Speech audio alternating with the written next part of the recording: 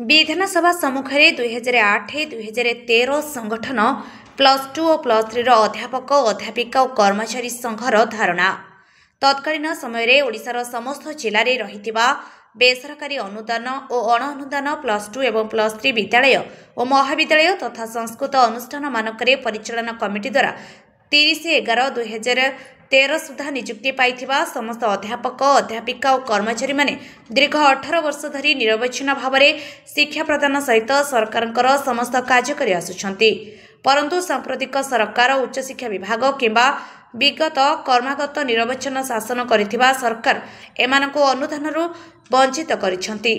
गत बीजेडी सरकार समय 24/6/2023 तारिख में उच्च शिक्षा विभाग तरफ एक नूतन अनुदान नीति संपर्क में एक चिठी प्रकाश पाइबा परे ता 28/6/2023 तारिख उक्त चिठी को अनधिकृत और प्रसंग विहीन दर्शाई प्रत्याहार कर नहीं।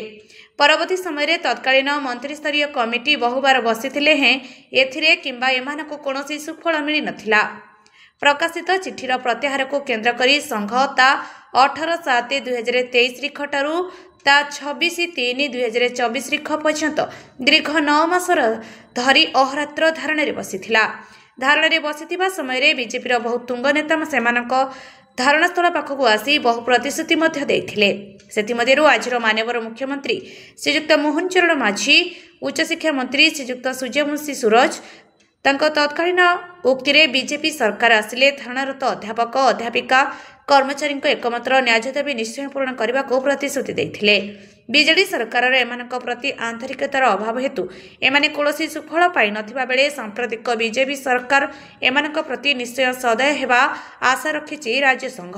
मो ना डॉक्टर विभू प्रसाद मिश्र, मुए हमर ए जो संघर मो कटक जिल्लार सभापति एवं राज्य संघर एक उपदेष्टा भाव में कार्य करि आसुछि।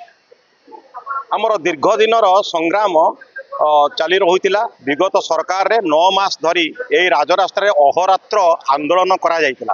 परवर्ती पर्याय जिते सरकार आमको ठकीदेले आम से आंदोलन विरत रही एवं नूतन सरकार जिते आमर गठन कले से आम मन में आशा संचरित होता। सर्वप्रथमे आम आमर जो जनमंगल सरकार बा डबल इंजिन सरकार मोहन माझी सरकार अभियोग प्रकोष्ठ को आम सर्वप्रथमे जाइलु एवं सरकार को पाखरे आमर दाबी को उपस्थापन करिथिलु। आपण माने जानी अवगत निमंते जणाइछु जे आमे जेतेबेले 9 मास ए अहोरात्र आंदोलन करिथिलु सेतेबेले जदि आमको किए पूर्ण सहयोग बा सहायता प्रदान करथिला से होउचंती आमर ए गणतंत्र चतुर्थ स्तंभ ए आमर होउचंती मीडिया भाई और भौणी माने। से जेतेबेले समस्त तांकर प्रिंट मीडिया बा इलेक्ट्रोनिक्स और सोशल मीडिया रे एडा सब वायरल कले आपण माने जानी आश्चर्य हेबे कौन सी शासक दलर कौन सी नेता किंबा मंत्री किंबा आमर प्रतिनिधि आम पाखु आसिले नाही। किंतु से समय गोटे निर्धि माने आमर विरोध दलर सशक्त विरोध दल भाव में सूर्यवंशी सूरज महोदय, मुकेश महालिंग महोदय, आमर होचंती मोहन माझी सार से माने आमर तंबू निकट को आसीथिले। आमर दाबी जिते से कर्णपात शुणी आमर दाबी को जिते से शुणिले से कहले ए सरकार ये दाबी को यथार्थ भाव में पूर्ण करने कथा।